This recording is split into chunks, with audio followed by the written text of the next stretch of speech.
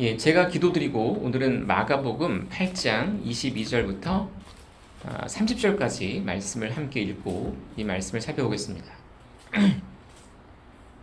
기도드리겠습니다. 거룩하시고 은혜로우신 하나님 아버지, 하나님께서 우리의 참된 소망이신 예수 그리스도를 이 땅에 보내주시고 예수님께서 우리의 죄로 인해 죽으시고 묻히시고 부활하심으로써 우리의 영원한 생명의 소망이 되심을 이 시간 기억하며 감사를 드립니다. 예수님께서 이 땅에 계실 때에 행하셨던 놀라운 기적과 이적과 또 가르침을 통해서 이 시간 저희가 또한 주님께 교훈을 받고 믿음 위에 굳게 서기를 원합니다. 이 시간 성령님께서 우리와 함께 해주셔서 이 말씀을 들을 때 저희 마음에 귀를 열어주시고 또 저희의 마음에 깨닫는 지혜를 주셔서 이 말씀을 통해서 참으로 우리 주 예수 그리스도께서 어떤 분이신지를 바르게 알고 믿고 그리고 그러므로 말미암아 우리 마음에 그리스도로 말미암은 평안과 기쁨이 넘칠 수 있도록 도와주시기를 간절히 기도합니다.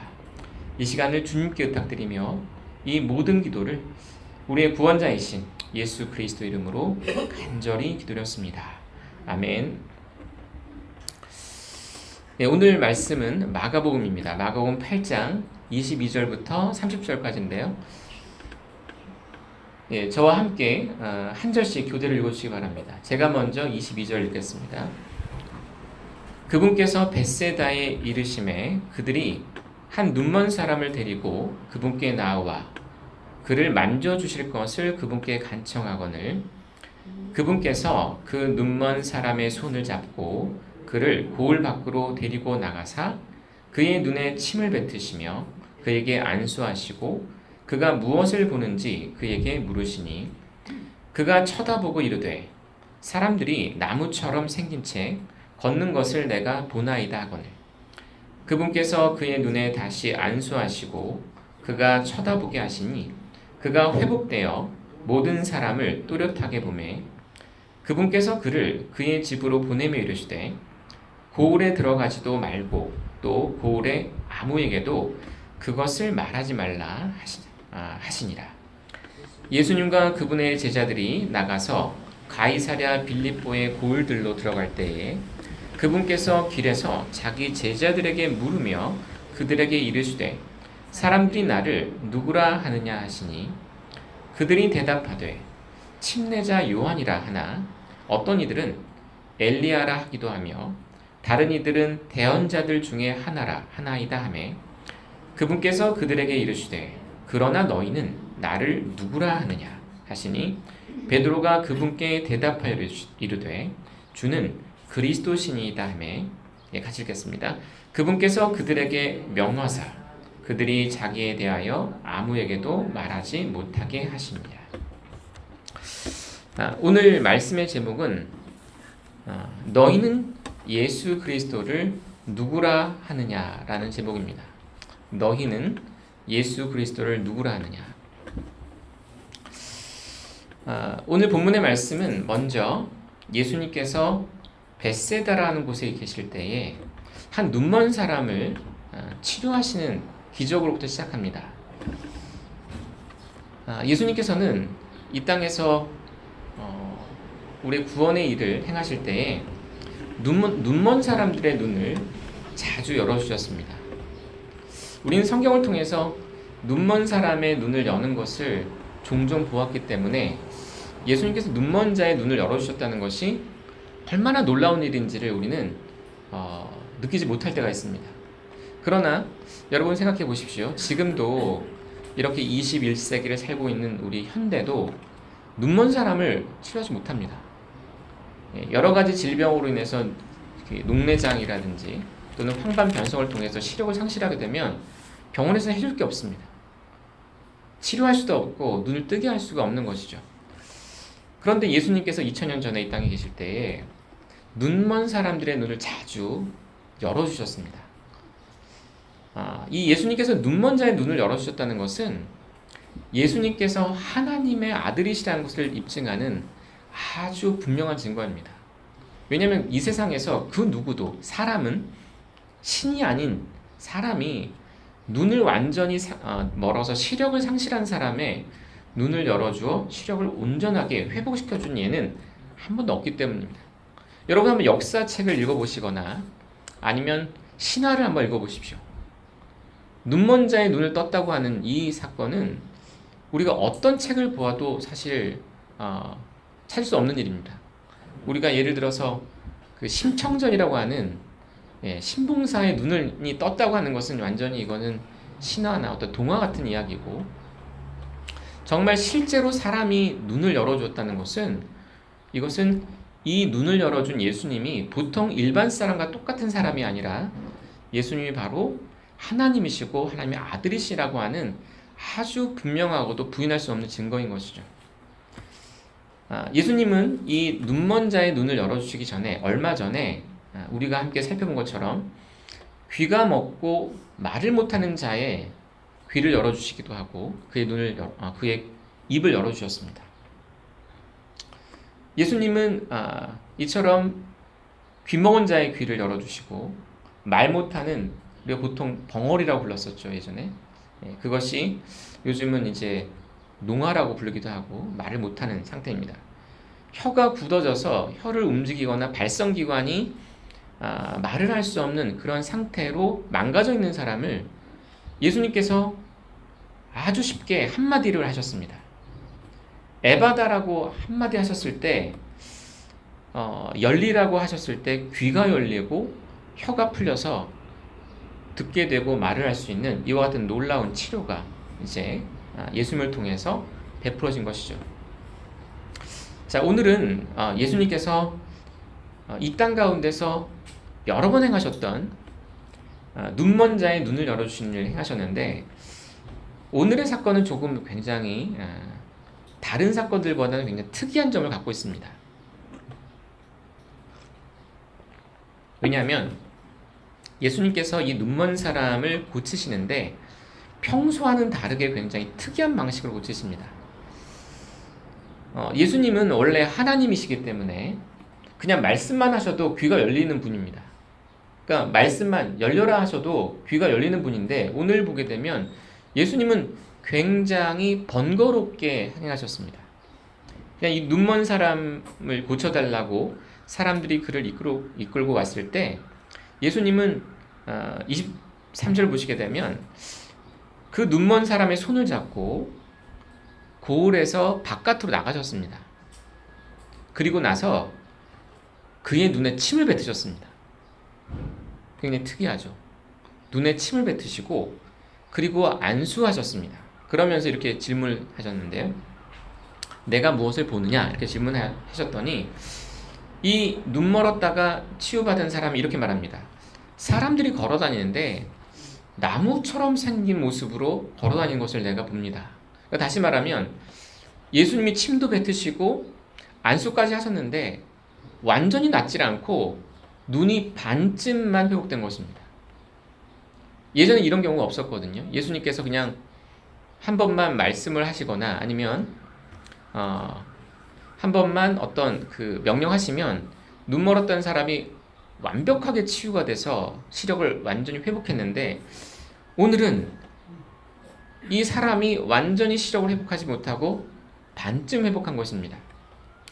그러고 나서 25절 보시게 되면 또다시 그의 눈에 안수를 해주십니다. 그리고 나서 그에게 쳐다보라 하셨더니 이번에는 그가 완벽하게 시력이 회복되어서 모든 사람을 아주 선명하게 뚜렷이 보게 된 것이죠. 자, 우리는 이 말씀을 보면서 아주 중요한 교훈을 하나 받아야 합니다. 그것은 무엇이냐면 예수님의 능력이 예전보다 못해지신 것이 아닙니다. 왜냐하면 예수님은 이후에도 또 눈먼 사람을 한마디의 말씀으로 고치시기 때문입니다.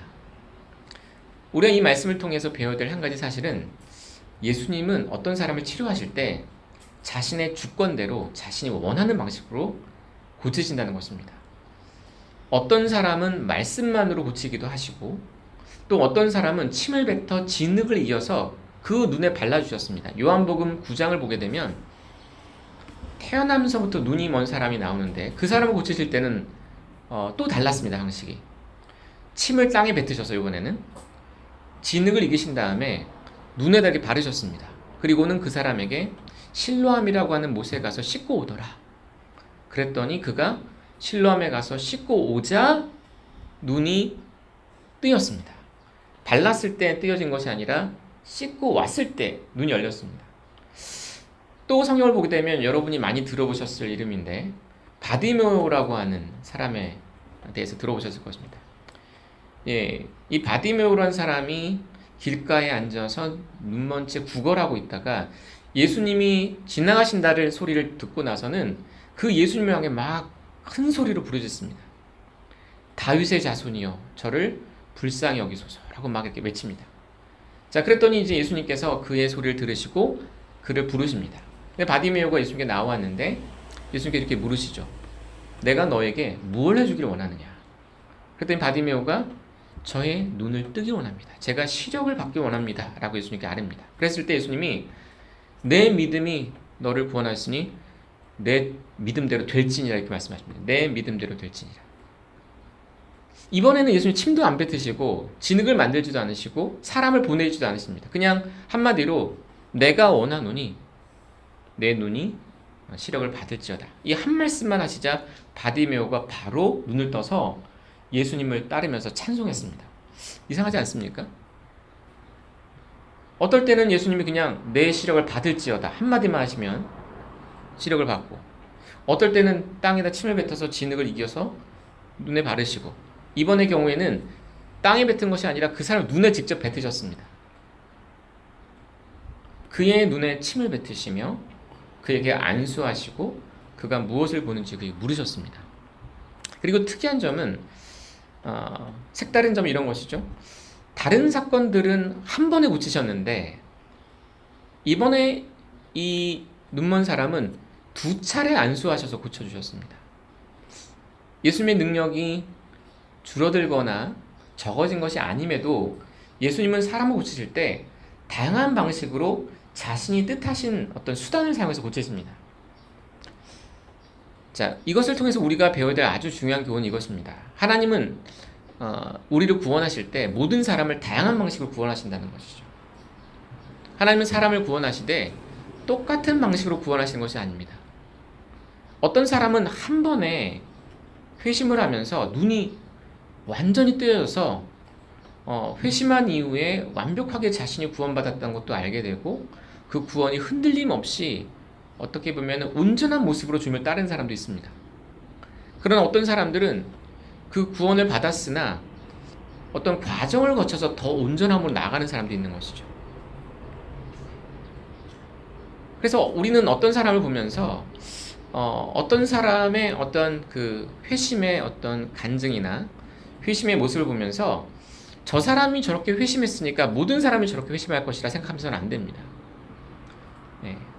우리가 누군가의 간증을 들을 때도 마찬가지입니다. 우리가 이제 교회 가운데서 구원 간증을 듣게 되거든요. 네, 구원 간증을 하는 게 정상이고 구원 간증이 많은 것이 좋은 것입니다. 그리고 자신의 삶 가운데 주님이 하신 어떤 역사들을 교회 앞에서 간증할 거리가 많은 것이 좋은 것입니다. 자, 그런데 우리가 그 간증을 듣거나 말할 때 조심할 것은 무엇이냐면 간증을 말하는 사람도 자신의 간증을 모든 어떤 사람들의 구원의 표준처럼 말해서는 안 됩니다. 내가 이렇게 구원받았으니까 여러분도 그렇게 구원받을 것입니다 라고 말해서는 안 되는 것이고, 또 간증을 듣는 분들도 어떤 분의 간증을 들을 때 저분이 저렇게 해서 구원을 받아 구원의 확신을 갖게 되었으니 나도 꼭 저런 방식으로 구원받아야만 나는 구원받은 것이 확실해 이렇게 생각해서는 안 됩니다.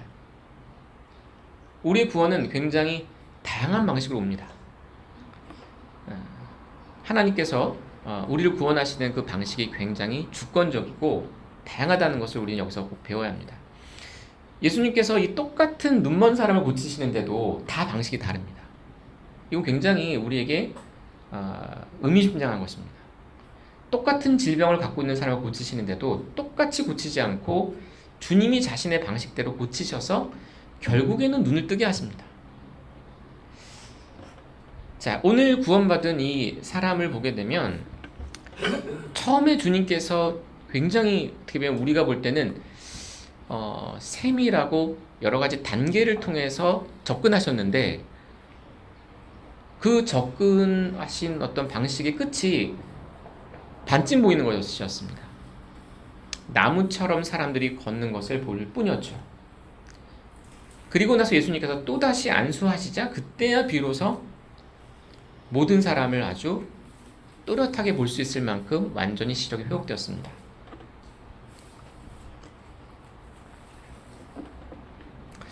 자, 그래서 우리가 구원을 받을 때도 우리가 예수님을 믿을 때도 마찬가지입니다. 내가 예수님을 믿는데 내가 믿고 나서 어떻게 보면 말씀에 대한 부분이나 내 구원의 확신에 대한 부분이 완전히 선명하고 또렷하게 보이지 않는다고 해서 너무 낙심할 필요가 없습니다. 주님께서는 우리의 구원을 또 그런 방식을 통해서도 온전함으로 인도하실 수 있기 때문이죠. 우리가 해야 될 일은 계속해서 주님을 구하는 것이고 주님을 의지하는 것입니다. 낙심하거나 실망해서 뒤로 물러가는 것이 아니라 계속해서 내가 믿음으로 인해서 일단은 보게 되었잖아요.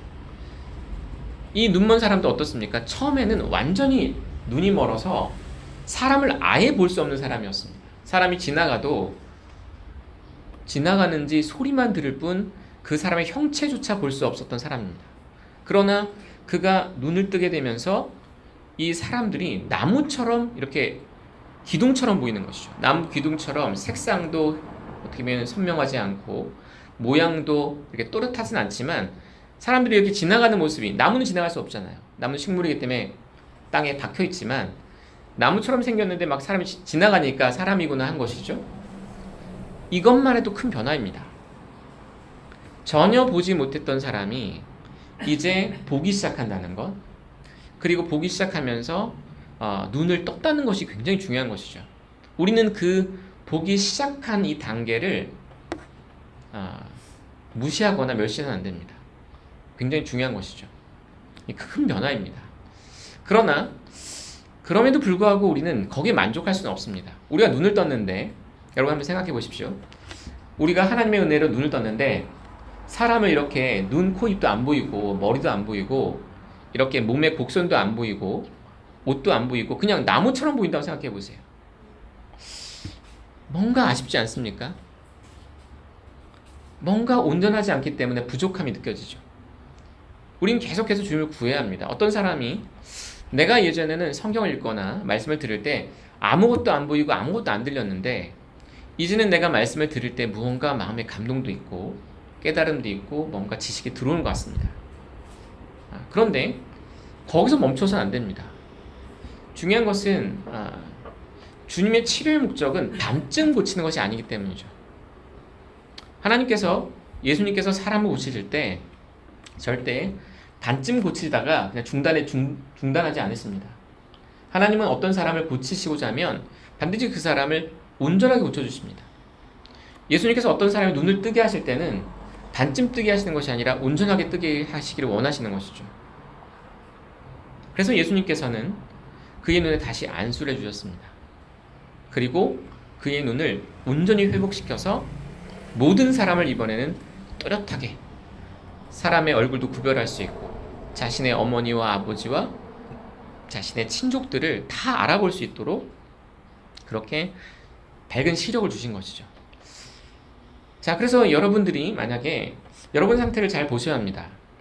나는 이 영적이고 이 하늘에 속한, 이 복음에 속한 것을 난 보는 사람인가? 여러분이 이 육신의 눈을 뜨고 있다 할지라도 이 영적이고 하늘에 속한 천국과 또 회심하지 않은 사람들이 가는 지옥과 비록 지금 살아있는 것 같지만 잠시 후에 숨이 끊어져서 죽음에 이르고 말 그런 비참한 사람들의 마지막의 결말을 여러분이 보지 못한다면 성경에서 말씀하는 것처럼 여러분은 눈을 가지고 있지만 보지 못하고 귀가 있으나 듣지 못한 상태입니다. 성경은 사람들을 향해서 이렇게 말씀합니다. 눈이 있는데도 보지 못하고 귀가 있는데도 듣지 못하는 이 눈먼 자들과 귀먹은 자들을 보라, 이렇게 말씀하는 것이죠. 하나님이 창조하신 이 아름다운 세계를 바라보면서도 하나님을 보지 못하고 이 하나님의 솜씨가 너무나 명백하게 드러나 있는 하늘과 땅과 바다와 이 안에 있는 모든 만물을 보면서도 이것이 하나님의 솜씨인지를 보지 못하는 사람들은 눈뜬 장면인 것이죠. 눈을 뜨고 있지만 하나님의 손길을 보지 못한 사람들이 있습니다. 눈을 뜨고 있지만 저 하늘 너머에 있는 이 우주 바깥에 있는 하나님의 나라와 하나님의 임재와 하나님의 통치를 보지 못하는 사람들은 눈을 뜨고 있지만 그 눈의 시력이 너무나 근시적이어서 영원한 것과 하나님의 속한 걸 보지 못하고 자기 눈앞의 것들만을 보면서 살아가는 그와 같은 근시안적인 사람들입니다.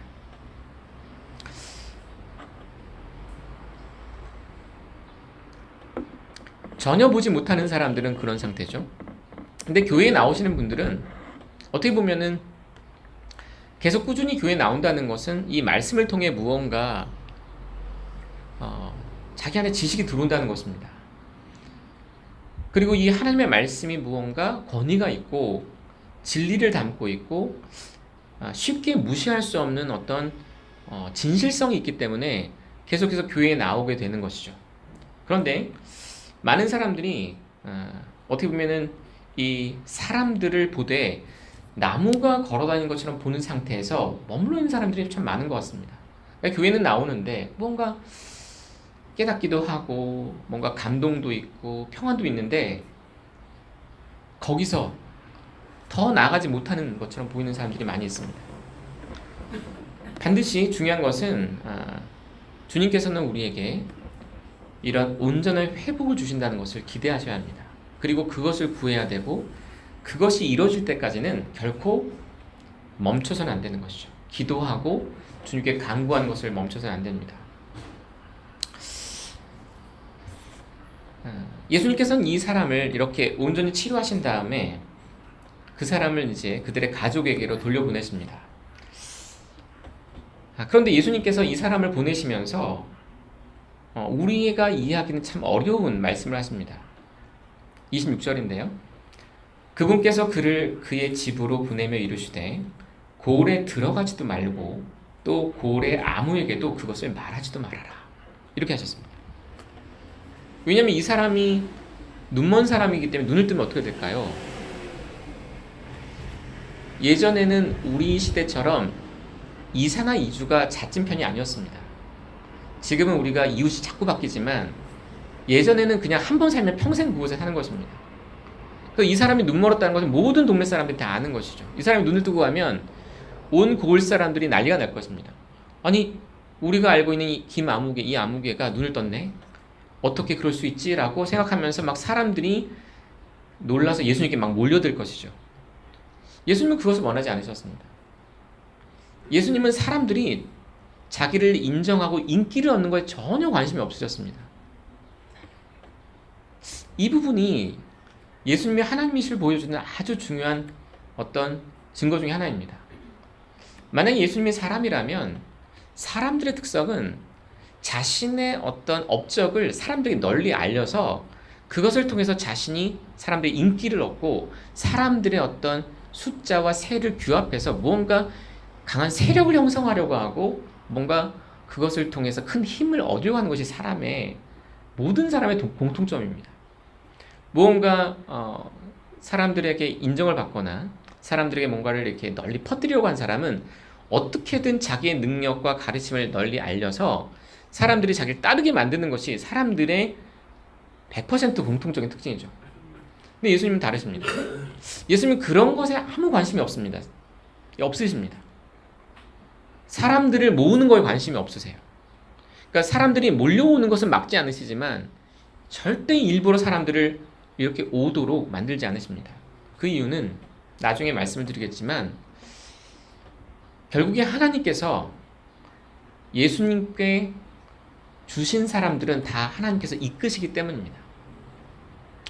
창세전에 하나님께서 그리스도께 주신 선물들이 있습니다.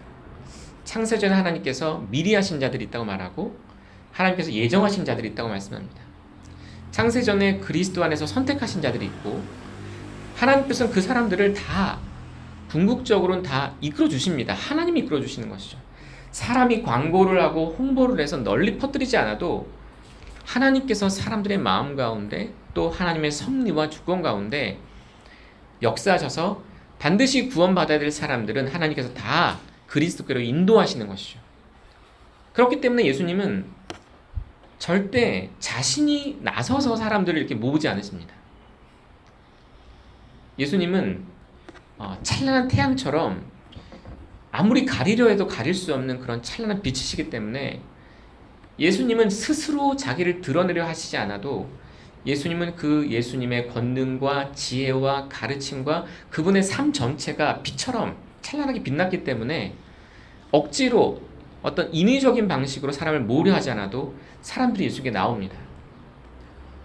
지금 교회가 사람들이 이렇게 교회에 대해 무관심하고 교회로 나오지 않는 이유는 어찌 보면은 예수님과 복음을 날 것 그대로 전하지 않고 무언가 예수님과 이 복음을 세상적인 방법으로 자꾸 포장하기 때문입니다. 지금 시대가 가면 갈수록 교회가 더 비어가고 있잖아요. 대형 교회들의 숫자가 사람들의 숫자가 줄어갑니다. 그 이유는 뭐냐면 이제는 세상이 교회보다 더 재밌는 것이 많기 때문입니다. 예전에 우리나라 70년대, 80년대는 특히 70년대는 어떤 시골에 가서 천막만 치고 복음 전도 집회를 하면 사람들이 도대체 복음이 뭐지 하고 들어보려고 우르르 다 몰려왔습니다. 사람들이 복음에 대해서 들으려고 관심을 많이 기울였던 때가 있는데 지금은 시대가 바뀌어서 다들 핸드폰을 들고 다른 관심이 복음보다는 다른 것에 관심이 많습니다. 그런데 이렇게 복음에 무관심한 이 세상 가운데서 정말 사람들의 관심을 사로잡을 수 있는 것은 예수 그리스도를 있는 그대로, 예수 그리스도를 날 것 그대로 인간이 포장하거나 이렇게 가공하지 않고 복음을 선명하게 전할 때 사람들이 정말 이 복음을 통해서 놀라게 되고 이 복음을 통해서 무언가 충격을 받게 되고 이 복음을 통해서 그리스도가 누구시냐, 이 그리스도가 도대체 누구시길래 눈먼 자의 눈을 열어주셨느냐, 그리스도가 누구시길래 이 귀먹은 자가 귀가 열리고 말 못하는 자가 어떻게 말을 하게 되었느냐, 어떻게 죽은 자가 살아나고 어떻게 절망 속에 있던 사람이 소망 가운데 희망찬 삶을 살게 되었느냐, 이와 같은 놀라운 복음의 능력이 나타나게 될 때 사람들이 교회를 찾아오게 되는 것이죠. 그래서 어떻게 보면 이 교회에 있는 이들이 사실은 그리스도에 대한 산 증인들입니다. 왜냐하면 이 교회에서 구원을 받은 사람들이 정말 그리스도로 말미암아 눈이 뜨인 사람들이고 귀가 열린 사람들이고 말 못하는 사람들이 말을 하게 된 이와 같은 놀라운 체험을 한 사람들인 것이죠. 그래서 우리는 우리 자신, 믿는 구원받은 사람들이 바로 그리스도인으로서 바로 그리스도를 드러내고 또 그리스도의 영광을, 그 영광의 빛을 우리도 이렇게 바라는 자라는 것을, 우리도 반사하는 자라는 것을 우리도 항상 잊지 말아야 되는 것이죠. 자, 그리고 그 다음 부분입니다.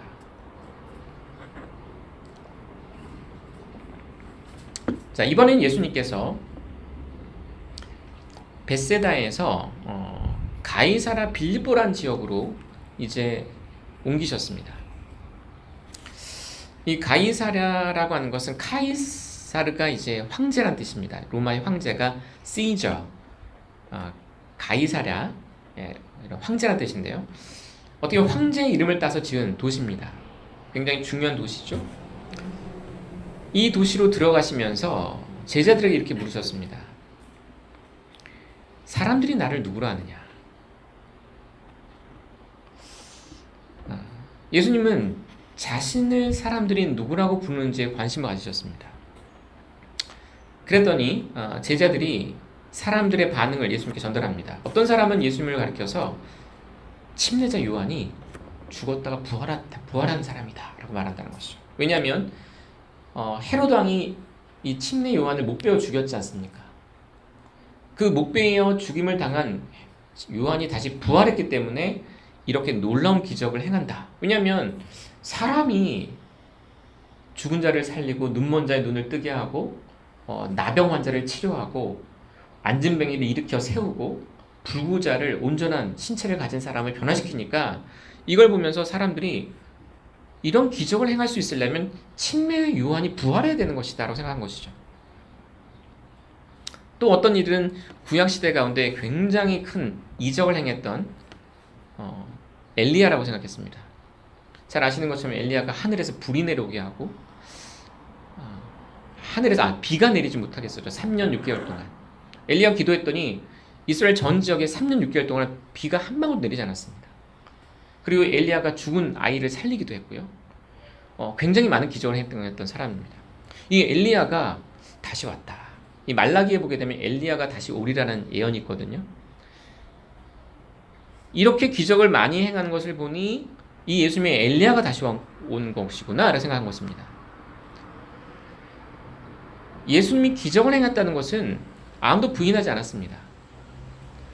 예수님이 이런 어떤 눈먼 자의 눈을 뜨게 하시고 귀먹은 자의 귀를 열어주시고 죽은 자를 살리시고 나병 환자를 치료하시고 병역 환자를 치료하신 이 놀라운 기적들을 행한 것은 너무나 분명한 증거였습니다. 그런데 사람들은 어떻게 생각했냐면 예수님이 행하신 증거인 이런 행위들은 부인하지 못하면서 예수님을 어떤 사람 중에 위대한 인물로 생각했습니다. 가장 위대한 침례 요한, 가장 위대한 대언자인 엘리야, 이렇게 생각했던 것이죠. 그런데 예수님은 이들의 답변에 대해서 만족하지 않으셨습니다. 그러시면서 29절에 이렇게 말씀하시죠. 제자들에게 물으십니다. 그러나 너희는 나를 누구라 하느냐?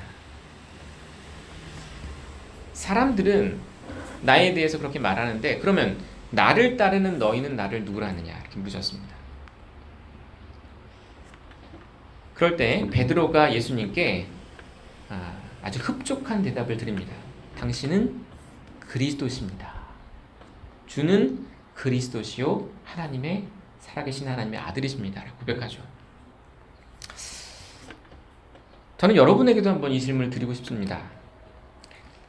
여기 앉아 계신 우리 모든 분들에게 여러분 지금까지 교회 나오시면서 예수님에 관해서 많은 말씀을 들으셨습니다.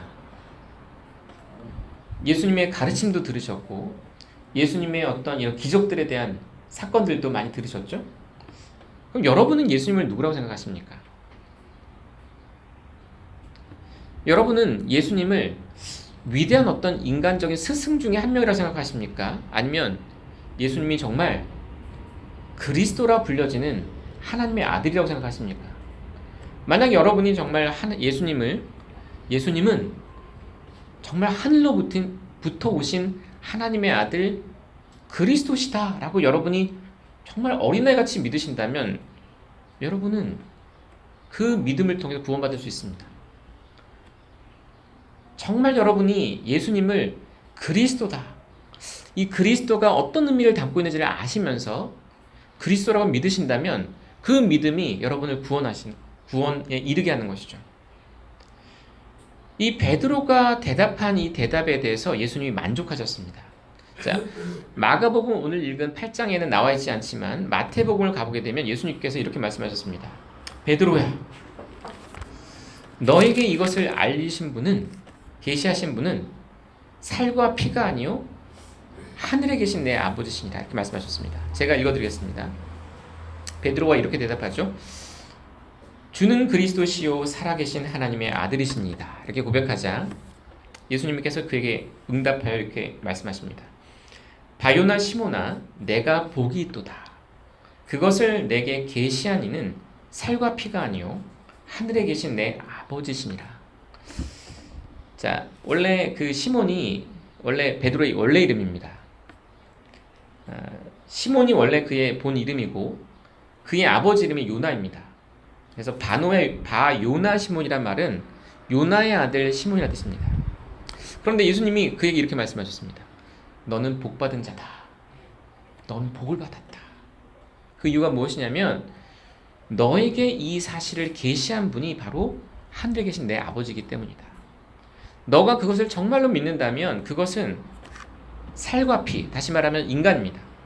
어떤 사람이 너에게 가르쳐 주어서 너가 그것을 알고 믿는 것이 아니라 하늘에 있는 하나님께서 너에게 역사하셔서 너의 마음 가운데 나를 믿는 믿음을 주신 것이니 너는 복을 받았다라고 말씀하는 것이죠. 여러분, 이 세상 가운데서 가장 큰 축복이 무엇일까요? 여러분, 어떤 사람이 가장 복 받은 것 같으십니까? 수백억짜리 복권에 당첨된 사람이 복 받은 것입니까? 복권이잖아요. 수백억짜리 복권에 당첨 복 받은 것입니까? 아니면 여러분이 건강하게 100세 아니 120세를 장수하는 게 복 받은 것일까요? 아니면 여러분의 자녀들이 다 성공해서 좋은 직장에 들어가고 다들 결혼해서 아주 행복한 가정을 꾸리면 여러분이 복 받은 사람들입니까? 여러분, 무엇을 복 받았다고 생각하십니까?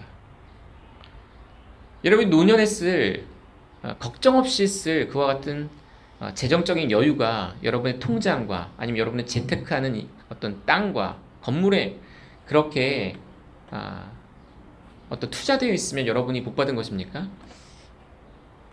그 모든 것은 물질적인 복이고 일시적인 복입니다. 그 모든 것은 한평생 내가 숨이 끊어질 때까지만 복이지 죽음 이후에는 아무 복이 되지 않습니다. 왜냐하면 죽을 때 우리는 빈손으로 가기 때문이죠. 죽을 때 우리는 죽음 이후에는 심판을 맞닥뜨려야 하기 때문입니다. 죽음 이후에 한 번 죽는 것은 사람에게 정하신 것이요 죽음 이후에 심판이 있으리니. 여러분, 수백억, 수천억이 여러분을 죄로부터 구원해 줄 수 있을까요? 여러분이 나중에 하나님의 법정 앞에 서서 여러분이 지은 모든 죄가 온 세상과 모든 천사 앞에와 모든 부활한 사람들 앞에 다 펼쳐질 텐데, 죄가. 여러분, 그 죄를 여러분이 살아생전에 모아뒀던 돈으로 그 죄값을 칠 수 있습니까? 그럴 수 없는 것이죠. 아무 소용이 없습니다. 120년 동안 100년 이상 건강에 살아도 죽음 이후에는 그 건강이 아무 소용이 없는 것이고, 자녀들을 아무리 잘 키워놔도 그 자녀들이 죽음 이후에 나에게 아무런 도움이 될 수 없습니다. 진정한 복은 이것입니다. 내가, 다른 사람이 아니라 내가 예수 그리스도를 그리스도요 살아계신 하나님이라고 내가 믿는 것입니다. 근데 이 예수님을 그리스도시요 살아계신 하나님의 아들이라고 믿는 믿음은 사람의 힘으로 되지 않는 것입니다. 사람이 아무로 믿으려 해도 믿을 수 없는 것입니다. 저도 이런 어떤 회의에 빠진 적이 있었는데요. 이런 생각을 한 적이 있습니다. 내가 보지 않았는데 어떻게 믿지? 내가 예수님이 눈먼 자의 눈을 열어주신 걸 직접 못 봤는데 어떻게 믿을 수 있을까? 예수님이 십자가에 못 박히시는 것과 묻히시는 것과 사흘 만에 무덤을 열고 나오시는 것을 내가 직접 못 봤는데 예수님 부활하신 걸 내가 어떻게 믿지? 그것을 내가 어떻게 의심 없이 어린아이처럼 순전한 마음으로 믿을 수 있을까? 여러분, 그것이 가능합니까? 여러분이 보지 않았는데 지금으로서는 불가능한 초자연적인 일이 일어났다는 걸 어떻게 믿을 수 있어요? 사실 교회에 다니는 사람들 중에 많은 사람들이 말을 안 해서 그렇지 믿지 않는 사람 굉장히 많습니다. 교회는 나오는데 창피하고 부끄러워서 말을 못 꺼낼 뿐이지 자기 마음속에 의심을 한가득 갖고 있는 사람들이 많아요. 예수님이 부활하셨다고? 그걸 어떻게 믿어? 예전에 제가 구원받기 전에 그런 마음을 가졌습니다. 제가 교회 나오면서 1000명이 넘는 교회 어떤 성도들이 있는 큰 교회에 다녔었는데 제가 예배 시간에 이렇게 주변을 둘러보면서 아니, 이 많은 사람들이 예수님을 정말 만난 거야? 하나님은 눈에 보이지도 않는데 다 봤다는 거야? 이 사람들이 어떻게 예수님의 부활을 믿지? 나는 믿어지지 않는데? 저는 굉장히 어렸을 때도 교회를 다녔는데 갑자기 그런 회의가 들었습니다. 나는 본 적이 없는데, 보지 않았는데 어떻게 믿지? 그리고 그것을 내가 어떻게 확신하지?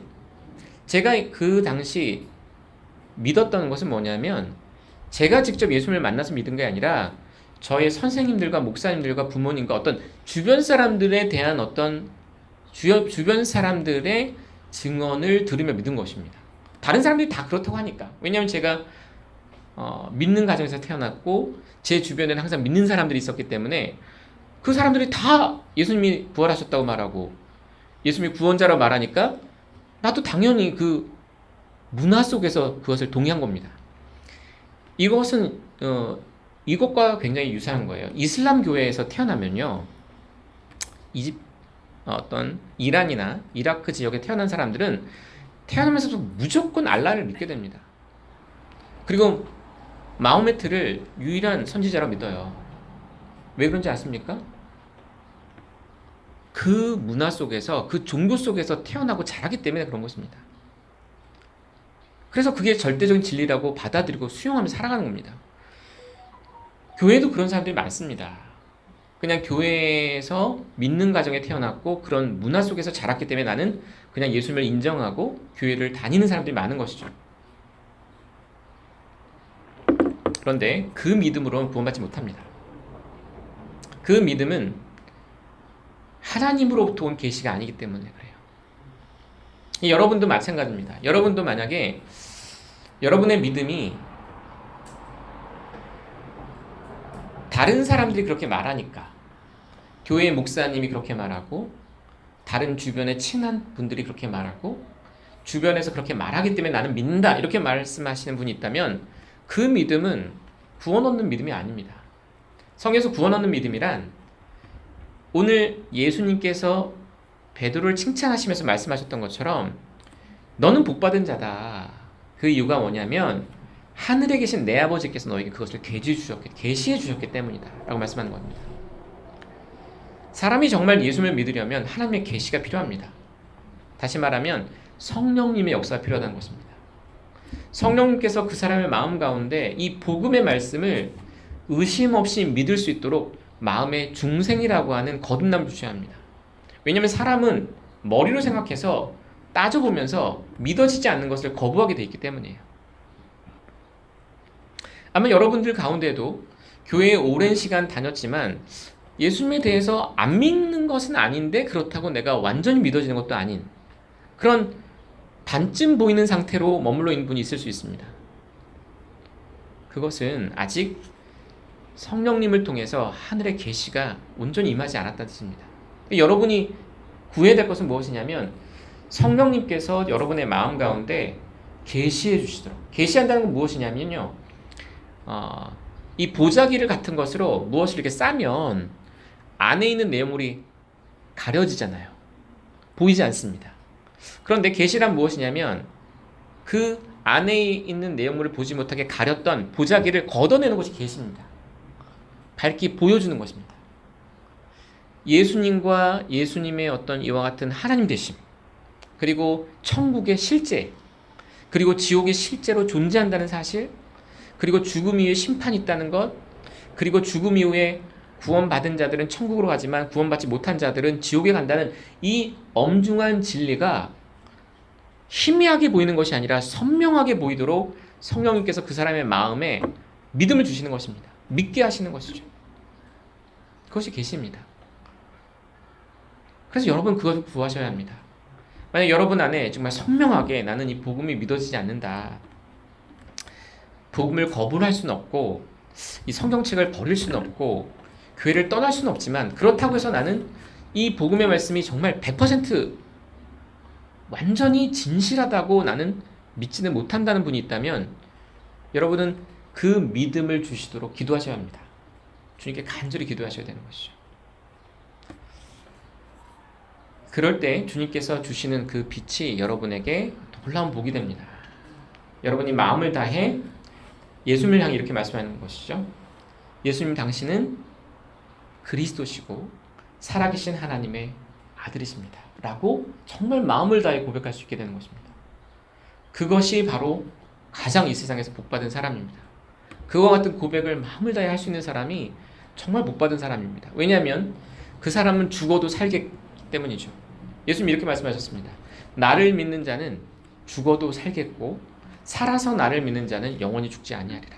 나는 부활이요 생명이니 나를 믿는 자는 죽어도 살 것이다 말씀하셨습니다.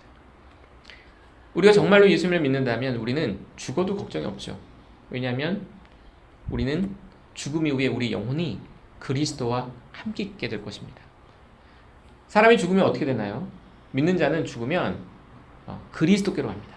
그리스도의 품으로 가서 주님과 함께 있다가 주님이 재림하러 이 땅에 내려오실 때 부활의 몸을 입고 이 땅에서 영원히 사는 그와 같은 부활의 몸을 입고 영화롭게 되는 것이죠.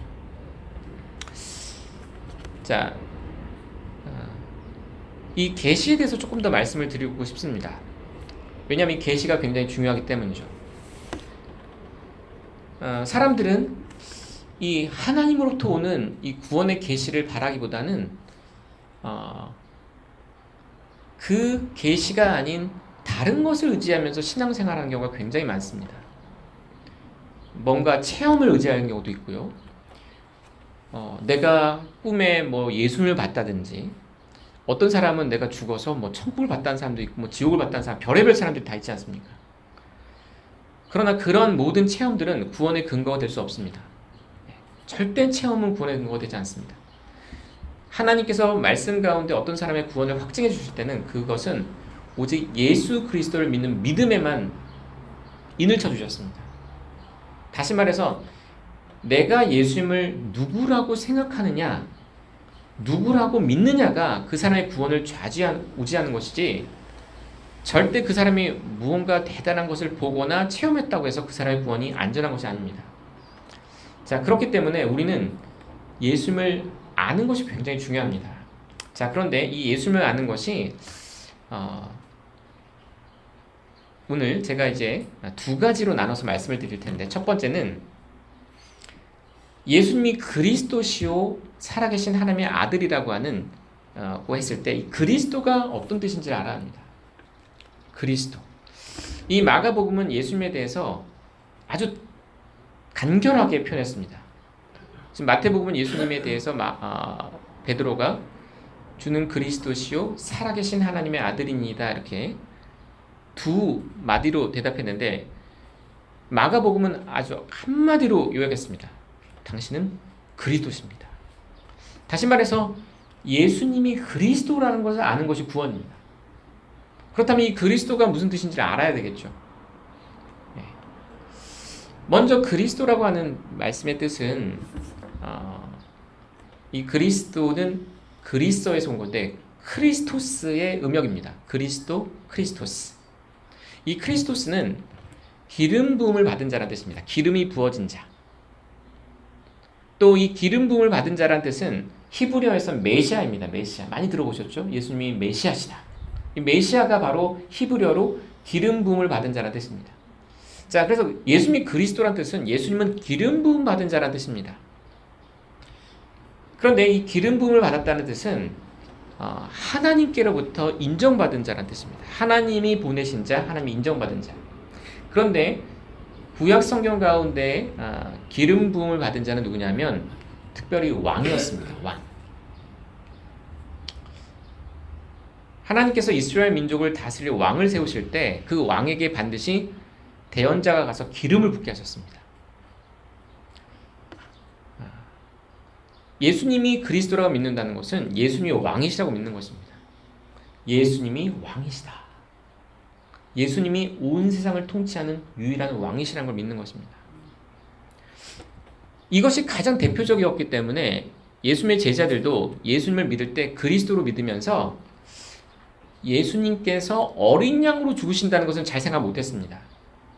이제 다음 주에 우리가 살펴보겠지만 예수님이 자신이 고난을 받고 십자가에 죽으시고 묻히시고 부활할 걸 얘기하자 베드로가 예수님을 붙잡고 꾸짖습니다. 야단을 막 칩니다. 조금 전에 예수님을 그리스도라고 고백했던 이 베드로가 예수님이 십자가에 죽는다고 말씀하자, 아니 그리스도 왕이 죽는다고요? 그게 말이 됩니까? 라고 말하면서 예수님을 막 꾸짖습니다. 왜냐하면 왕이 죽으면 그 나라는 어떻게 되는 거죠? 망하는 거죠. 왕이 사망하면 그 왕이 그 나라의 가장 위대한 군주로서 그 왕이 나라를 이끌어가는 통치자인데, 왕이 죽는다는 그 나라가 사라지는 것입니다. 이 말이 안 된다고 생각한 것이죠. 예수님의 제자들이 예수님을 생각할 때 그리스도란 말을 딱 들었을 때 그들이 예수님에 대해서 생각했던 어떤 직무는 왕이었습니다. 그래서 예수님이 이스라엘 왕으로 좌정하게 되셔서 로마라는 나라를 쫓아내시고 다윗의 시대처럼 이스라엘 왕국을 다시 번성하는 나라로 다시 이렇게 회복시키려고 기대했던 것이죠. 자, 시편을 보게 되면 이 말씀이 아주 분명합니다. 제자들은 이 시편 2편을 기억했을 것입니다. 한번 시편으로 한번 잠깐 가보겠습니다.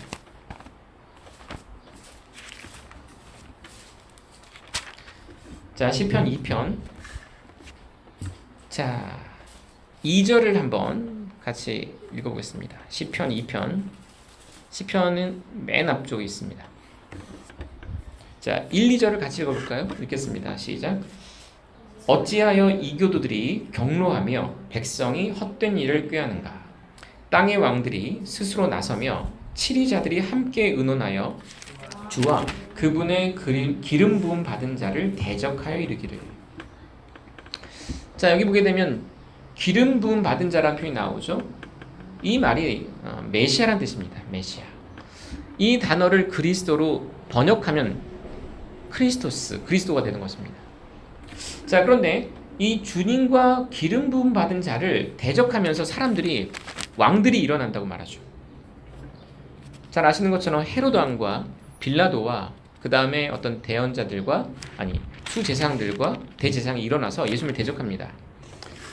자, 그런데 지금 이 주님 하나님과 그리스도를 대적하는 이 왕들에 대해서 6절을 한번 보십시오. 같이 읽어보겠습니다. 시작.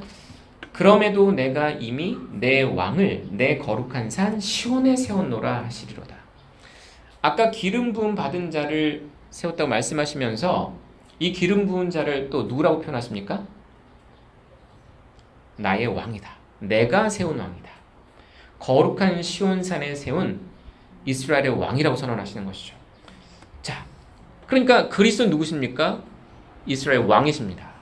왕이 오셨다는 뜻이죠. 그래서 예수님의 제자들은 그 당시 헤롯 왕이 왕이었고 빌라도가 로마의 어떤 파견을 받은 총독이었고 대제사장들이 권력자였지만 베드로는 그들이 아니라 예수님이 왕이라고 믿었던 것입니다. 예수님이 하나님이 세우시는 왕이다. 이 시편 2편에서 하나님이 약속하신 그 메시아 그리스도가 오셨다라고 믿은 것입니다. 그러면서 7절을 또 보시죠. 내가 칙령을 밝히 보이리라 주께서 내게 이르시되 너는 내 아들이라. 이날 내가 너를 낳았도다. 지금 이 그리스도가 또 어떤 분입니까? 왕이신데 하나님이 세운 왕이신데 바로 이 왕이 사람이 아니라 주님이 낳은 아들이라고 말씀합니다. 하나님의 아들이라고 말씀하는 것이죠. 아마 제자들은 이 시편 2편을 아주 잘 알았을 것입니다. 이것을 보면서 예수님이 그리스도라는 뜻은 예수님이 왕이시고 그분이 하나님의 아들이시고 그렇기 때문에 세상의 끝에 가서 세상을 심판하실 위대한 통치자가 되신다고 믿었던 것이죠. 자, 8절과 9절을 보십시오. 내게 구하라. 그리하면 내가 이교도들을 내게 상속물로 주고 땅의 맨 끝지역들을 내게 소유물로 주리라. 내가 그들을 철장으로 부수고 토기장의 그릇같이 산산조각 부수리라 하셨도다. 여러분, 왕이라고 하는 그 인물은 백성들을 위해 앞서 나와서 백성들의 구원을 위해 앞서 싸우는 자입니다. 그리고 그 모든 대적들을 물리치고 백성들에게 승리를 가져다주고 백성들에게 노량물과 안전을 가져다주는 일이 바로 왕입니다. 지금 예수님께서 왕으로 오셔서 철장을 들고 이 쇠 몽둥입니다. 쇠 어떤 막대기를 가지고 그 대적들을 다 산산조각 부수시고 그리고 그들을 심판하신다고 말씀하는 것이죠. 자, 10절입니다. 그런즉 오 왕들아 이제 너희는 지혜로울지어다. 땅의 재판관들아 너희는 교훈을 받을지어다. 두려움으로 주를 섬기고 떨며 기뻐할지어다. 그 아들에게 입맞추라. 그리하지 아니하면 그분께서 분노하사 그분의 진노가 조금이라도 타오를 때에 너희가 길에서 벗어나 망하리로다. 그분을 신뢰하는 자들은 다 복이 있도다. 자, 예수님을 대적하게 되면 어떻게 됩니까? 예수를 믿지 않고 거부하게 되면 어떻게 되죠? 결국 망하게 됩니다. 멸망하는 것입니다. 예수님이 왕이시기 때문에 그 왕의 분노를 조금이라도 사게 되면 그 분노가 조금이라도 타오르게 되면 길에서 다 망하게 되는 것입니다. 그러나 그분을 믿는 자, 신뢰하는 자들은 다 복이 있도다. 아까 말씀드렸죠? 바요나 시모나 내가 복이 있도다. 그를 신뢰하는 자는 복이 있도다. 예수를 믿는 자들은 복이 있습니다. 왜냐하면 그들에게는 예수님의 구원과 은혜가 그들의 상속으로 주어질 것이기 때문이죠. 자, 첫 번째 그리스도의 의미가 무엇입니까? 왕이십니다. 그리고 그 왕은 강력한 왕이시고 세상을 정복하셔서 온 이교도들 전 세계를 정복하시고 홀로 왕으로 우뚝 서실 그런 위엄 있으신 분입니다. 그런데 구약 성경에는 기름 부음 받은 자가 왕만 있는 것이 아닙니다. 이제 예수님의 제자들이 성경 지식에서 불완전했기 때문인데요. 구약 성경을 읽어보게 되면 아론이 기름 부음을 받습니다. 대제사장, 제사장도 기름 부음을 받습니다. 그리고 또한 대언자라고 하는 예언자도 기름 부음을 받습니다. 그래서 그리스도라고 하는 이 단어의 뜻에 담겨 있는 의미는 왕이란 뜻과 대제사장, 다시 말해서 우리의 죄를 대신 속죄하는 분입니다. 여러분, 아론이라고 하는 그 모세의 형 아론이 어떤 일을 했는지 잘 아십니까? 구약 시대에 성막과 성소가 있을 때 아론이라는 대제사장이 짐승의 피를 가지고 하나님의 왕조가 있는 이 지성소까지 들어가서 그 피를 통해서 백성들의 죄가 용서되도록 하는 중개자 역할을 했습니다. 다시 말해서 이 대제사장은 죄인들과 하나님 사이를 화해케 하는 일을 하는 역할을 하는 것입니다. 아담과 이브인 우리의 첫 조상들이 범죄하여 이 낙원에 쫓겨난 이후로부터 죄인들은 하나님께 가까이 나갈 수가 없게 되었습니다. 휘장이 이 성소에서 지성소까지 사람들이 들어오지 못하도록 가로막고 있었고, 또한 낙원의 이 생명의 나무에 사람들이 접근하지 못하도록 불타는 칼과 그룹이라고 하는 이 천사들이 사람들의 접근을 막았지 않습니까? 그러니까 죄인은 하나님께 나올 수 없는 겁니다. 여러분, 죄인 채로 하나님께 나간 사람은 바로 정죄를 받아 지옥에 가는 것입니다. 여러분이 지금 살아있다는 것은 엄청난 것입니다. 왜냐하면 죽은 자는 더 이상 회개할 기회나 하나님과 화해할 기회를 얻지 못하기 때문이죠. 그러나 살아있는 사람은 예수님께서 대제사장으로서 자신의 피를 십자가에서 흘림을 통해서 믿는 자를 하나님과 죄인 사이를 화해케 해주십니다. 예수님이 2000년 전에 처음 오셨을 때 예수님이 수행하신 그리스도의 직무는 왕의 직무보다는 대제사장의 직무를 더 분명하게 수행하신 것입니다. 예수님이 하나님의 어린 양으로 오셔서 십자가에서 온 세상 죄를 대신 짊어지시고 고난받으시고 죽으심으로써 그 흘린 피를 통해서 믿는 자들을 하나님과 화해시켜 주시고 화평케 해주시는 것이죠. 그런데 예수님의 제자들은 아직까지는 이것을 잘 몰랐습니다. 이제 나중에 우리가 다음 시간부터 보게 되면 예수님께서 이 그리스도의 이 어떤 이름 안에 왕으로서의 직무 말고 대제사장으로서 죄를 어떻게 속하시는가에 대해서 말씀하기 시작하시는데 제자들이 그것을 어려워합니다. 자, 그래서 여러분도 이것이 굉장히 어려운 부분입니다.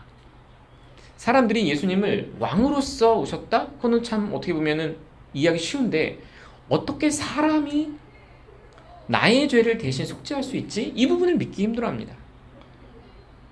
교회에 오래 다닌 분들도 들어서는 다 알죠. 예수님 믿으면 구원받는다.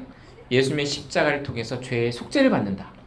예수님의 피가 믿는 모든 자의 죄를 속한다. 이런 말은 아마 들으셔서 아는데 이 들어서 아는 것과 계시를 통해서 아는 건 다르다는 것입니다. 그냥 단순히 교회에서 그것을 교리로서 어떤 공식처럼 많이 들어서 알고 있는 것과 하나님께서 성령님을 통해서 정말 내 죄가 모두 예수님의 십자가를 통해서 다 지워졌고 용서되었고 씻어졌다는 것을 믿게 되는 건 다른 겁니다. 어떤 차이가 있냐면요, 그냥 다른 사람의 말을 통해서 들어서 아는 거는 머리로만 기뻐합니다. 아, 그거 참 좋은 일이네. 예수를 믿어서 내가 지옥 안 간다니 참 좋은 일이네. 나 지옥 안 가게 됐네 라고 머리로 기뻐하죠. 근데 마음은 별로 기쁨이 없습니다. 그러나 정말 마음으로부터 믿는 사람은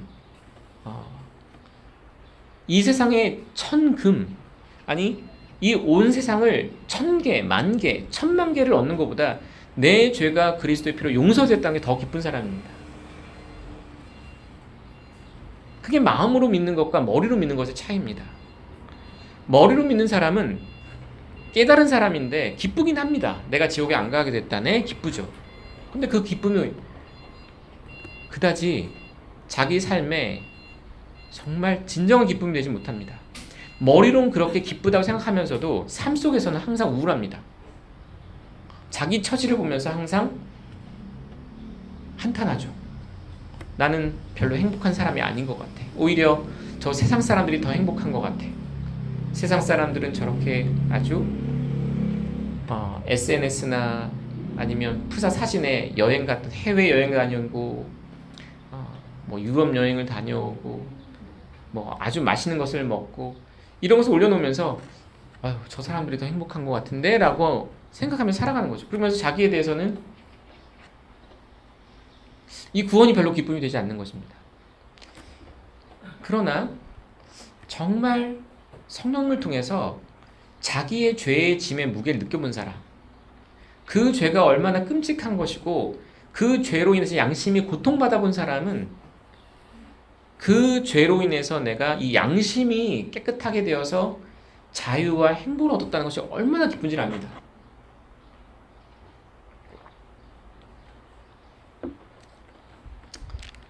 여러분도 아마 우리가 일상적으로 경험하는 일이지 않습니까? 예를 들어서 우리가 다 모든 조건이 다 행복한데 자식이 너무 속을 썩입니다. 그럼 기쁨이 되지 않아요. 맛있는 걸 먹어도 아이가 예를 들어서 마약에 빠져 있다고 생각해 보십시오. 기쁨이 되겠습니까? 그 부와 모든 것도 별로 기쁨이 되지 않습니다. 또한 예를 들어서 정말 부자고 모든 것을 다 할 수 있는데 남편이 바람을 핍니다. 아니면 아내가 바람을 핍니다. 기쁨이 되겠습니까? 그 마음의 무거운 짐이 그 모든 기쁨을 다 앗아가는 것이죠. 정말 그런 일을 겪는 사람이 있다면 이렇게 말할 겁니다. 내가 좀 가난해도 내 자녀가 정말 건전한 생각을 가지고 살아가면 나 행복하겠다. 조금 재산이 없어도 부부가 정말 서로 사랑하고 아끼면 정말 좋겠다는 생각이 들겠죠. 마찬가지입니다. 우리의 죄가 우리의 마음을 짓누르면 아무리 맛있는 걸 먹어도 맛이 없습니다. 생각해 보십시오. 내가 죄로 인해서 이제 용서받지 못해서 내가 죽으면 지옥 가는데 여러분 사형수가 밥이 넘어갈 것 같으십니까? 내가 이제 얼마 후면 이제 사형이 집행될 사형수인데 앞에 진수면을 차려놓으면 기분 좋게 먹을 수 있을까요? 안 넘어갑니다. 왜냐하면 내가 죽는다는 걸 생각하면 이거 먹어봐야 뭐하지라는 생각이 드는 것이죠. 여러분 죄의 짐에 짓눌리면 그렇게 됩니다. 죄의 짐에 짓눌리면 내가 죽으면 지옥에 가는데 내가 뭘 해서 무슨 의미가 있을까 생각이 들죠. 아무걸 해도 기쁘지 않고 무엇을 해도 의미가 없게 느껴집니다. 정말 죄의 짐에 짓눌려 본 사람은 이 죄의 문제를 해결하는 것이 자기 인생의 가장 큰 문제가 되는 것이죠. 그래서 여러분에게 이런 질문을 한번 드리고 싶습니다. 여러분은 정말 그런 죄의 짐을 느껴보신 적 있습니까? 죄가 그렇게 무섭고 끔찍하고 여러분을 사망 이후에 무덤으로 떨어뜨리고 무덤보다 더 깊은 이 토벳이라고 하는 지옥으로 떨어지게 만들 그 무서운 것이라고 생각하면서 여러분 떨어보신 적 있습니까? 여러분 죄로 인해서 떨어본 적이 없다면 여러분 주님께 눈을 열어달라고 기도해야 합니다. 많은 사람들이 지옥에 가는 건 두려워하거든요. 많은 사람이 지옥에 가는 건 굉장히 무서워합니다. 그래서 교회에 나오는 많은 사람들도 지옥에 간다고 하면 고개를 흔듭니다. 문제는 지옥에 가는 건 두려워하면서 죄 짓는 것은 무서워하지 않는 사람들이 있습니다. 죄에 대해서는 무서워하지 않으면서 지옥만 무서워하는 사람들이 있는데 그런 사람들은 아직 구원에서 먼 사람들입니다. 왜냐하면 지옥에 가는 원인이 죄인데 죄라는 원인을 잡고 해결하려고 하지 않고 죄는 내버려 두고 지옥의 문제만을 해결하려고 애를 쓰니 해결이 안 되는 겁니다. 어떤 사람이 암이 있어서 이 위가 지금 암이 퍼져나가고 있는데 이 암의 문제를 고치는 게 아니라 소화가 안 되는 문제만 해결하려고 한다고 생각해 보십시오. 내가 맛있는 걸 먹어야 되는데 소화가 안 돼요. 그래서 소화가 잘 되게 하는 소화제만 열심히 먹고 있습니다. 해결되겠습니까? 소화 문제는 일시적으로 해결되는 듯 보일지라도 암은 해결되지 않는 거죠. 마찬가지입니다. 여러분 사람이 지옥에 가는 건 죄 때문인데 죄의 문제에 대해서는 관심이 없고 지옥에만 안 갔으면 좋겠어라고 생각하고 있다면 지옥에는 안 가기는커녕 그 죄의 문제가 더 지옥에 가게끔 더 많은 어떤 형벌을 쌓아가고 있는 것이죠. 죄로 인해서. 그래서 정말 여러분이 구원받고 싶으시다면 여러분은 지옥을 두려워하는 것만큼이나 여러분 안에 있는 죄에 대해서 알고자 해야 합니다. 죄를 느끼고 그 죄의 더러움을 알고 그 죄가 얼마나 나를 무섭게 파괴하는 그와 같은 끔찍한 것인지를 알게 해달라고 기도하셔야 되는 것이죠. 많은 사람들이 눈을 떴다고 생각합니다. 나는 눈을 떴어요. 나는 사리분별이 밝고 처세술도 밝고 어떤 세상에 돌아가는 것도 아주 잘 판단할 만큼 해박한 해안을 갖고 있다고 생각하지만 그와 같은 지혜로운 사람들도 놓치는 게 있습니다. 진정으로 눈이 밝은 사람은 자기의 죄를 볼 수 있어야 합니다. 그리고 그 죄를 치유하실 수 있는 유일한 구원자이신 예수님을 바라봐야 되는 것이죠. 근데 그 죄는 보지 못하고 예수님은 보지 못하고 항상 세상에서 세상의 지식과 성공과 좀 더 나은 형편과 이런 것들만 바라보면서 살아가는 사람들은 자신의 삶의 가장 불행의 원인이 무엇인지를 놓치면서 사는 것이죠. 자, 그래서 여러분에게 제가 이렇게 강조하며 힘주어 드리고 싶은 말씀은 이것입니다. 예수님께서 이 땅에 오신 그리스도로 오신 목적 중에 가장 중요한 목적 중에 하나가 예수님은 대제사장으로 오셨습니다. 우리의 죄를 십자가에서 해결하러 오신 것이죠. 그런데 그 십자가에 못 박히신 그리스도를 바라보면서 여러분은 그분이 바로 내 죄를 사하셨다는 걸 믿으셔야 합니다. 예수님의 십자가가 그 흘리신 보혈이 내 모든 죄를 흰 눈보다 더 희게 깨끗하게 씻으셨다라는 것을 믿으셔야 되는 것이죠. 근데 그게 잘 믿어지지 않습니다. 그게 쉽게 믿어지면 모든 사람들이 쉽게 구원받겠죠. 그게 잘 믿어지지 않습니다. 왜냐하면 사람들의 이성은 이렇게 된 거죠. 아니 어떻게 내 죄를 다른 사람이 씻을 수 있단 말인가? 어떻게 내가 지은 죄를 2000년 전에 지금 내 앞에 계신 분도 아니고 2000년 전에 십자가에 죽으셨는데 그분이 어떻게 내 죄를 씻으신단 말인가? 그분의 흘린 피는 이미 땅에 떨어졌는데 그 피가 어떻게 지금 2000년 후에 태어난 나를 깨끗하게 한단 말인가? 아무리 생각해도 이해가 안 되는 것입니다. 그 이해가 안 되는 그 우리와 구원의 믿음 가운데 그 간격을 메워주는 분이 성령님이십니다. 우리로 하여금 그 2000년 전에 돌아가신 그리스도께서 바로 우리를 위한 대제사장이시고 하나님의 어린 양이시며 그리고 하나님이 보내신 구원자셔서 그 예수님이 십자가에 달릴 때 죽으신 그 죄가 자신이 짊어진 그 죄가 예수님께서 담당하신 그 죄가 자기의 죄는 아니라는 것이죠. 왜냐하면 예수님 죄가 없으신 분이기 때문입니다. 성경은 분명히 예수님 죄가 없으신 분이고 의로우신 분이라고 말씀하죠. 하나님의 아들이시기 때문에 태어날 때부터 사람에게서 태어나신 것이 아니라 남자로부터 태어나신 것이 아니라 성령님을 통해서 여자에게서 나셨습니다. 처녀에게 나신 것이죠. 죄 없이 잉태되셨고 죄 없이 사셨고 죄 없이 죽으셨는데 그럼 예수님은 왜 그렇게 고난당하신 것입니까? 성경은 예수님이 바로 우리의 죄를 대신 짊어지시고 우리의 죄 때문에 맞으시고 우리의 죄 때문에 채찍에 맞으시고 우리의 죄 때문에 죽으셨다고 말씀하는 것이죠. 그 예수님이 흘리신 피가 바로 하나님께서 우리와 자신이 화해하기 위해서 제시하신 구원의 길이라는 것입니다. 그 피를 믿는 자들은 예수님께서 나의 죄를 담당하시기 위해 피 흘리셨다는 걸 믿는 자들은 하나님께서 은혜로 그의 죄를 용서해 주시고 그들을 자신의 아들로 삼아 주시고 영원한 천국과 그 모든 상속을 주신다고 약속하시는 것이죠. 그래서 우리가 예수님을 믿는다는 것, 예수님을 그리스도라 믿는다는 것은 예수님이 바로 대제사장으로서 또 하나님의 어린 양으로서 자신을 십자가에 내어주심으로 우리의 죄를 대신 사해 주셨다.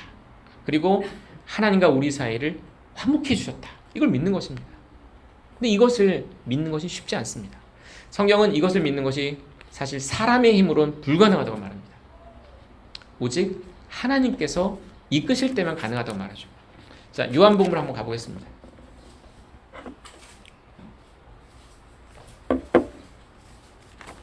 자, 요한복음 6장입니다.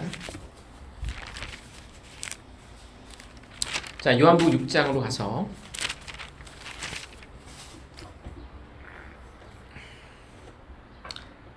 자, 29절을 한번 읽어보겠습니다. 29절 같이 읽겠습니다. 시작. 예수님께서 그들에게 대답하여 이르시되 하나님께서 보내신 자를 너희가 믿는 것 이것이 곧 하나님의 일이니라 하시니라. 하나님께서 보내신 일을 너희가 믿는 것이 바로 하나님의 일이다 이렇게 말씀하셨습니다. 자, 근데 여기서 여러분이 주목하길 바라는 점은 이것입니다. 많은 사람들이 그 앞절과 이어서 생각하면서 우리가 믿는 것을 통해서 하나님의 일을 우리가 한다고 생각합니다. 자, 앞절에 뭐라고 말했냐면 이렇게 말씀했습니다. 그때 그들이 그분께 이르되, 사람들이 이렇게 말했습니다. 우리가 어떻게 하여야 하나님의 일들을 하리이까? 사람들은 항상 우리가 무엇을 해야 될까요? 이렇게 생각합니다. 우리가 무엇을 하면 하나님의 일을 해서 하나님 앞에 잘 보일 수 있을까요? 우리가 무슨 행동을 하면 하나님과 화목하는 어떤 그런 은혜를 내가 획득할 수 있을까요? 생각하는 겁니다. 그렇기 때문에 구원을 받지 못합니다. 내가 뭘 해야 될까 자꾸 생각하는 것입니다.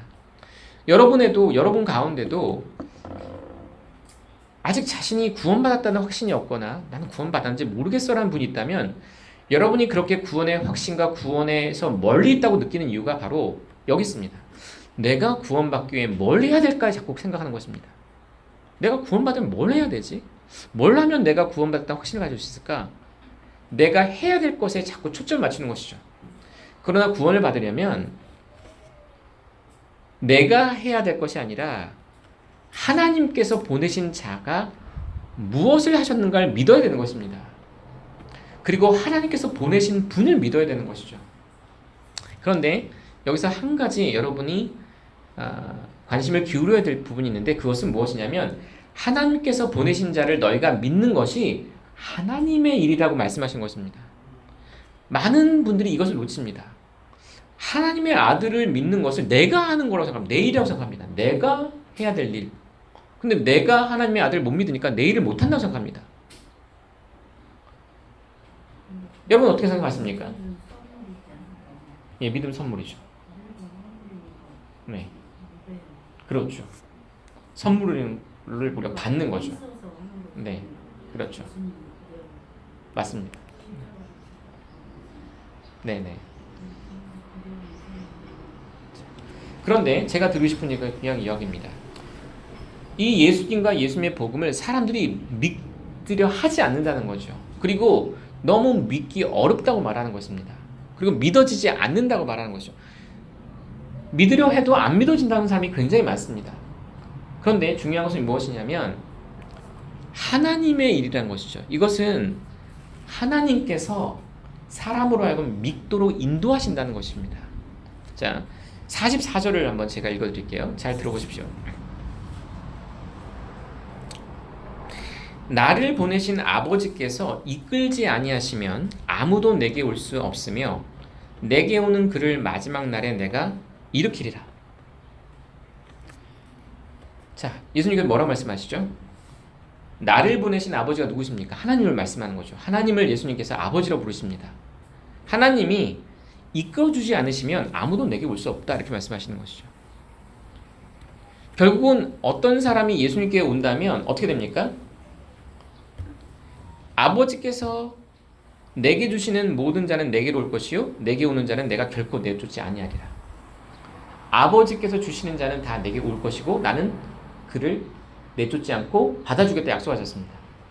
그런데 어떤 사람이 예수님께 오려면 뭐가 필요하다고요? 많은 사람들이 이 부분을 간과합니다. 내가 가야지. 그럼 내가 가야 구원받는 거지. 내가 해야지라고 생각하지만 굉장히 중요한 부분을 놓치는데 그것은 무엇이냐면 하나님께서 사람들을 예수님께로 인도하고 계시다는 것입니다. 아버지가 정말 이끌어 주시지 않으면 한 사람도 진정으로 예수님께 올 수 없습니다.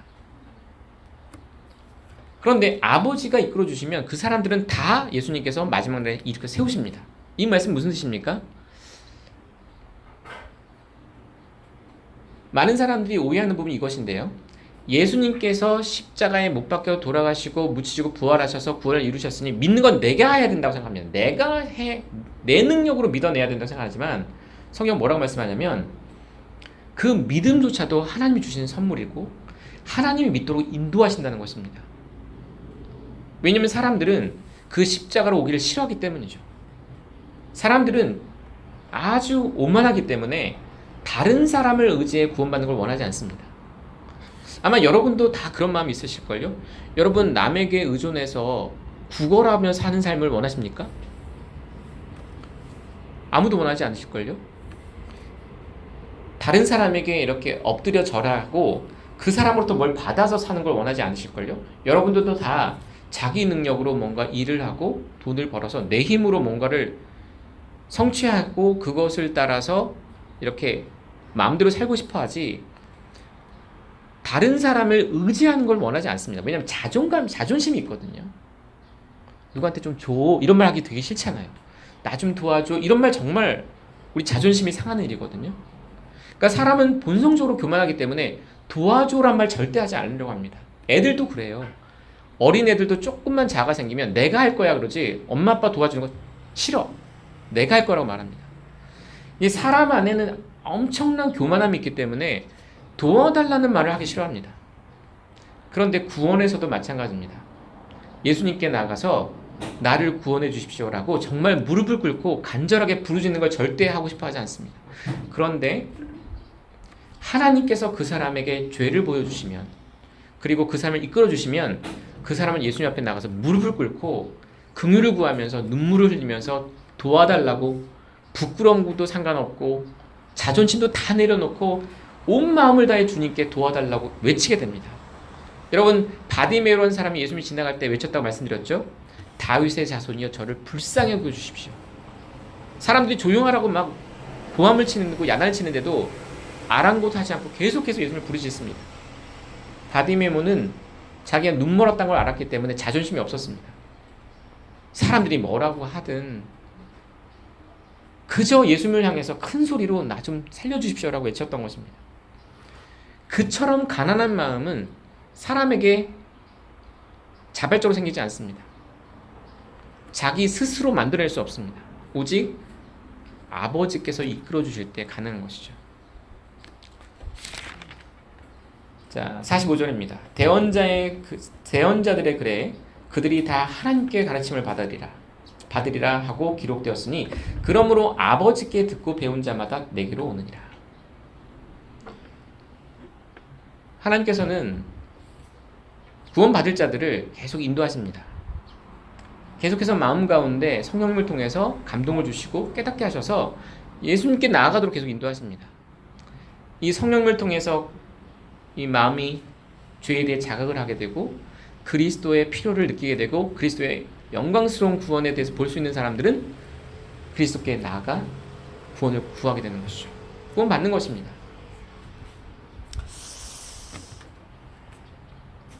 자, 47절을 같이 한번 읽어볼까요? 자, 예수님이 이렇게 말씀하셨습니다. 시작. 진실로 진실로 내가 너희에게 이르노니 나를 믿는 자에게는 영존한 생명이 있느니라. 여러분 보십시오. 예수님께서 두 번에 걸쳐서 이렇게 말씀하셨습니다. 진실로 진실로 내가 너희에게 이르노니 저기 사인 좀 해주셔야 될 것 같습니다.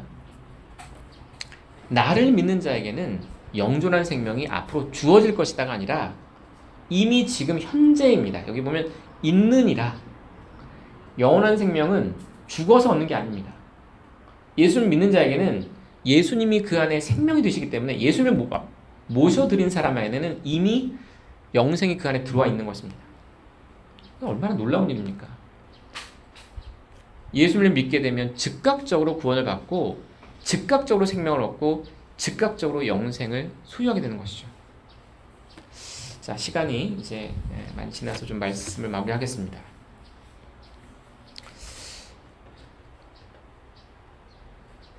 제가 오늘 이 말씀의 제목으로 여러분에게 말씀드렸던 것처럼 여러분은 예수님을 누구라고 하십니까? 정말 여러분은 예수님이 성경에서 말씀하는 그리스도라는 것을 믿으십니까? 정말 여러분이 예수님이 그리스도시라는 것을 아버지의 하나님 또 성령님을 통해서 계시를 받아 알고 믿으신다면 여러분은 복받은 자들입니다. 왜냐하면 영원한 생명이 이미 여러분 안에 있기 때문입니다. 그것으로 인해 여러분 기뻐하시길 바랍니다. 우리가 이 땅을 살아가면서 기뻐할 일이 뭐가 있겠습니까? 우리가 이 땅 안에서 기뻐할 일은 주 안에서 기뻐하라고 말씀하셨고 주님을 기뻐하라고 하셨습니다. 다시 말하면 예수 그리스도를 믿는다는 것, 그리스도께서 내 안에 계시다는 것, 그분이 나의 생명이 되시고 그분이 나의 모든 보호자와 나의 공급자, 모든 것 가운데 모든 것이 되신다는 그 사실로 인해 우리가 기뻐하는 것이죠. 날마다 기뻐해야 합니다. 항상 기뻐해야 합니다. 또한 여러분 가운데 아직 나는 예수님이 그리스도시라는 것을 들어서는 알겠는데, 배워서 이제는 이해는 되는데 내 마음 안에서는 완전히 믿어지지 않는다는 분이 있다면 구하십시오. 성령님께 여러분의 마음에 빛을 주셔서 그리스도께서, 예수님께서 그리스도시고 하나님의 아들이시라는 것을 단순히 남에게 들어서가 아니라 아버지를 통해서 배울 수 있도록, 하나님을 통해서 계시를 받을 수 있도록 기도하시기 바랍니다. 구원이란 교육을 받는 것이 아닙니다. 교육을 받아서 지식이 늘어가는 것이 구원이 아닙니다. 교회를 오래 다니면 많은 말씀을 들어서 지식은 늘어가죠. 지식이 늘어간다고 해서 구원이 더 가까워지는 것이 절대 아닙니다. 믿지 않으면 아예 세상에서 하나님을 알지 못하는 사람과 똑같이 멸망합니다.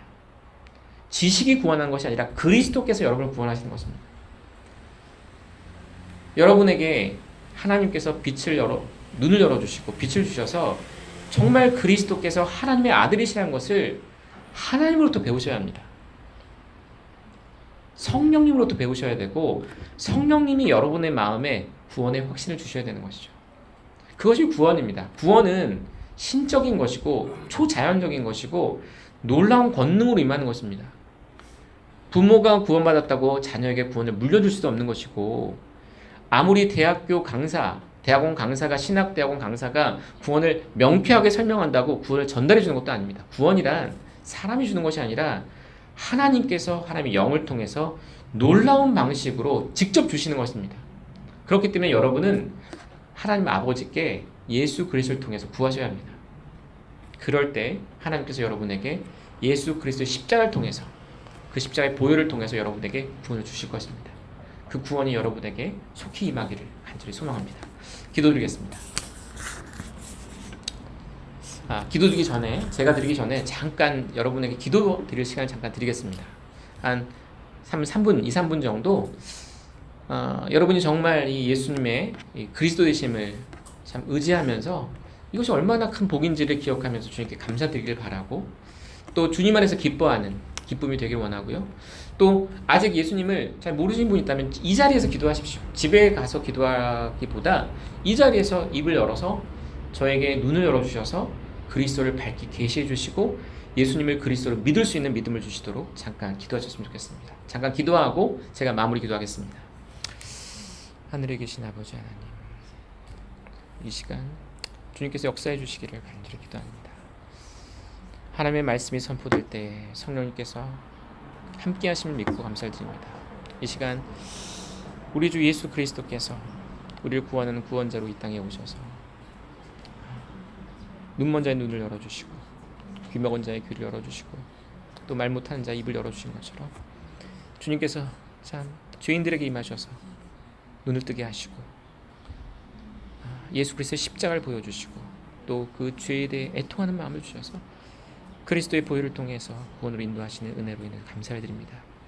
이 시간 주님 안에 있다는 것, 주님께서 우리의 영원한 생명이 되시다는 것으로 인해서 기뻐하기 원하고, 또한 이 자리에서 지금 자신의 구원을 위해 간구하는 이들에게 주님 큰 은혜를 베풀어 주셔서 성령님께서 마음을 열고 온 마음을 다해 주님께 기도할 수 있도록 역사해 주시기를 간절히 기도합니다. 주님의 은혜가 임할 수 있도록 도와주시고 이 말씀이 마음에 깊이 새겨질 수 있도록 역사해 주셔서 성령님의 권능과 역사로 말미암아 참된 회심 역사가 일어날 수 있도록 도와주시고 구원받은 자들이 참으로 주님의 은혜 가운데 깨어서 주님을 찬양하며 기뻐하며 주님을 더욱더 신뢰하는 가운데 큰 평강을 누릴 수 있도록 은혜를 베풀어 주시기를 간절히 기도합니다.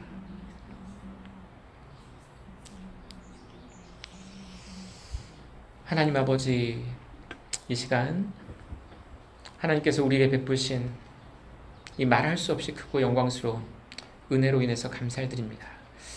죄로 인해 하나님께 반역했던, 그래서 멸망을 당해야 마땅한 그런 악한 죄인들을 주님께서 구원하시기 위해 자신의 독생자를 보내주시고, 죄 없으신 예수 그리스도께서 왕이시요 대제사장이시며 또 대원장이신 예수 그리스도께서 죄인들을 구원하기 위해 십자가에서 피 흘려 죽으신 그 놀라운 구속의 사건을 통해서 믿음으로 그리스도를 바라보는 모든 자들을 구원하시고, 그 모든 죄를 용서하시고 하나님의 아들로 삼아주시며 영광스러운 영원한 상속을 주셔서 참으로 영원히 주님과 함께 살 수 있는 이런 놀라운 복을 저에게 주심을 기억하며 감사를 드립니다. 하나님, 이 시간 이 놀라운 복음의 소식이 선포되었습니다. 성령님께서 이 말씀을 들은 이들 모두 가운데 역사해 주셔서 정말 복음이 무엇인지, 그리고 예수 그리스도의 아름다우심과 영광이 무엇인지, 그리고 자신 안에 있는 죄의 더러움과 추함이 무엇인지를 더 밝히 알기 위해 주님 앞에 나아가 간구할 수 있도록 도와주시고, 주님께서 더 밝은 눈을 주셔서 주님 아직 회심하지 않은 자들에게는 회심을 주시며, 또 회심하고 구원받은 자들에게는 더 겸손함과 낮아진 마음과 그리스도의 보배로움을 더 깊이 할 수 있는 은혜를 주시기를 간절히 기도합니다. 감사드리며 이 모든 기도를 우리 주 예수 그리스도 이름으로 간절히 기도렸습니다. 아멘.